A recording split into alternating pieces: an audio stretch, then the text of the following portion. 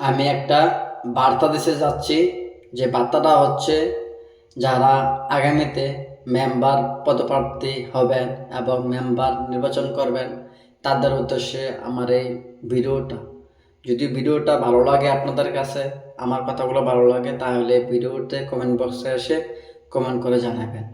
আপনারা যারা আগামীতে মেম্বার নির্বাচন করবেন এবং মেম্বার পদপ্রার্থী হবেন, আপনারা কেউ দলের হয়ে নির্বাচন করবেন না।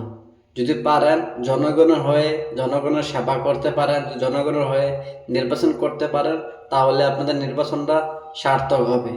কারণ দল আজ আছে কাল নাও থাকতে পারে, কিন্তু জনগণ থাকবে।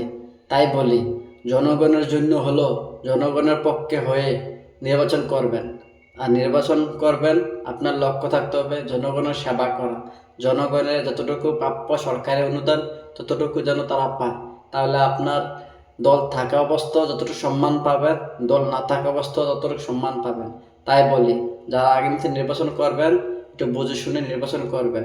আমি ছোট মানুষ, কথাটা হয়তো খারাপ কারো কাছে ভালো লাগতে পারে বা কারো কাছে খারাপ লাগতে পারে, কিন্তু কথাটা সত্য যেটা আমি বলতেছি।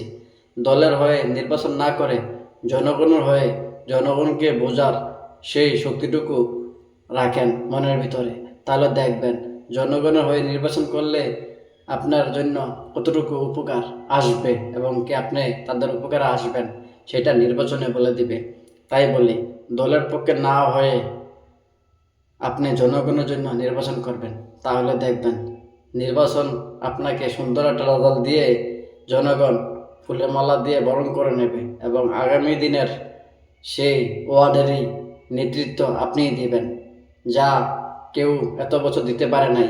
যদি আপনার উদ্দেশ্য সঠিক থাকে তাহলে আপনিই পারবেন আগামী দিনের সুন্দর জীবনযাপন করতেন এবং জনগণকে নিয়ে সুন্দর একটা জীবনযাপন নিয়ে বাঁচতে পারবেন ও জনগণকে সুন্দর একটা জীবন উপহার দিতে পারবেন।